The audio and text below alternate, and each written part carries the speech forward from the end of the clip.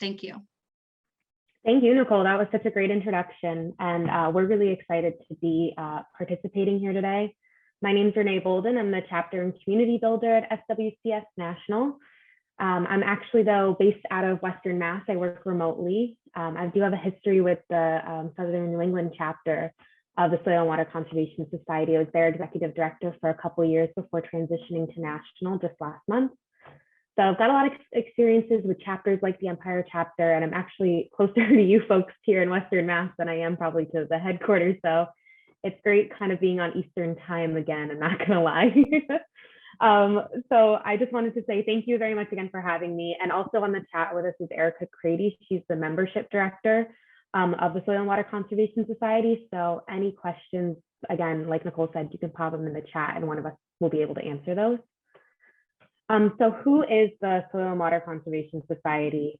Let's see if I can get there we go, my presentation going. We were established in 1943 by Hugh Hammond Bennett, who later went on to found what would become the NRCS. And we are the professional organization for conservationists based out of Ankeny, Iowa, like I mentioned. There's 9 staff members, a board of directors, and we have these chapters that are nationwide that are really great for grassroots regional support and directly addressing those regional issues like the Empire chapter. So with that, we've got all those national leaders and also those local leaderships.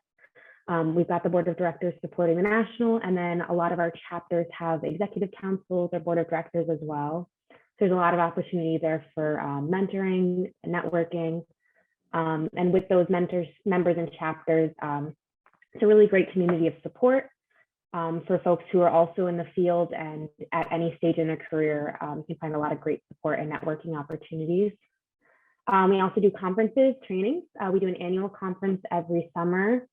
And we also do different trainings throughout the years, webinars, support. We're involved in the International Drainage Symposium, again, coming up this summer. So a lot of different events and trainings that we put on. We also publish the Journal of Soil and Water Conservation. That's our applied science journal. And with that, we also do communication, social media. We've got a monthly member newsletter. And we really try to engage the next generation in terms of, we have student chapters, scholarship opportunities, there's an internship program. We also have resources for up and coming conservationists, early career professionals, a job board, resume building, a lot of different opportunities for that kind of support and mentoring opportunities as well.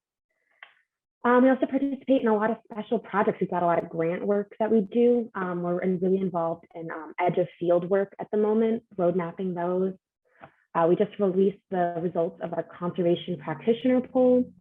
Conservation practitioners really are kind of the method of delivering conservation to actual applications. So in the field and agriculture, it's a lot of what NRCS does, for example. And the results of that poll are available on the website. It was a really great opportunity to see what do practitioners need and how can we make that happen and potentially influence policy in the future, which is, we do some advocacy work, working with advisory boards, and also we have a science and technology policy committee as well. And we've been around for a very long time. We just celebrated our 75th anniversary as an organization. And with that, we released a book, kind of looking back on what the future, on the past, and then kind of looking forward in the future, seeing how can we engage those next generation, and what impact can we have. So a little bit more about the journal. This is a really great resource. If folks haven't had a chance to check it out, it's free for all members. It's got the applied technical aspect, but it also has how to put that into practice, policy, and then also some opinion pieces as well. I've had folks say that this is worth the price of membership. This journal right here, it's a really great resource, and it's a really great way to keep up on everything new that's happening in the conservation field. We do have a special call out right now for the climate change impacts on soil and water conservation special issue. So the deadline for that is April 1st. If anyone wants to submit a paper, it's a really great opportunity to be involved more. So that being said, there's a lot new at SWCS, a lot new coming up. We did basically stemming off of this Delta Think project. if anyone was involved in the 2021 virtual conference that we did in July, you might have heard a little bit about Delta Think. Basically, they did some market analysis for us, distributed surveys, interviews, and came up with a really great 3-year implementation plan for how can we provide more services to our members, to our community at large, and better serve basically our network.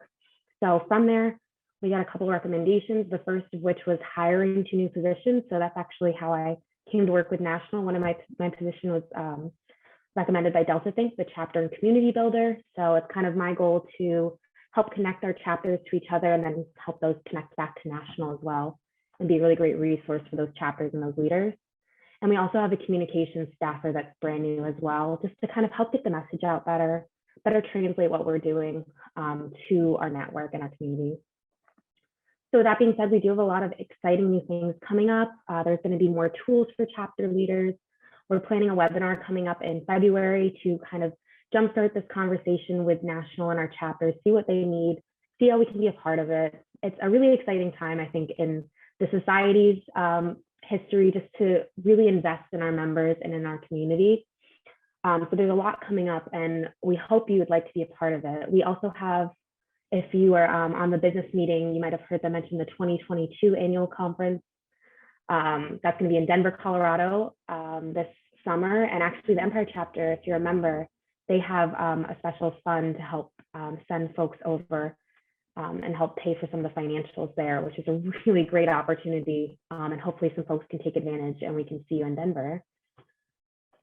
That being said, there's a lot of different ways to get involved and to join. We've got individual members, and there's also conservation community members, which are office-wide memberships for those who qualify. And that's actually a really great value for, if you work in a soil and water conservation district, for example.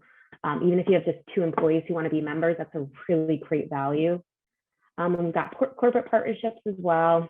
It's an exciting time to join and to be a part of this organization. Connect with us. We keep our Facebook, all of our social medias updated. So follow us there if you want to see what we're doing. And we share like chapter events, for example, our Empire chapter, this event. So you can always keep up to date with what's going on in the society and with our members.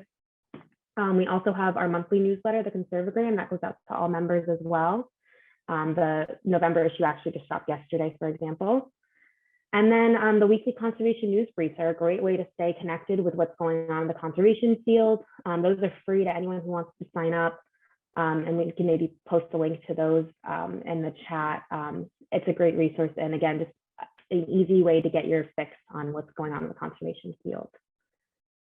Alrighty, so I just want to say thank you again for everyone in the Empire chapter for having us here today. We're really excited to work with you in the future and attend to future events like this as well. And a big thank you so much.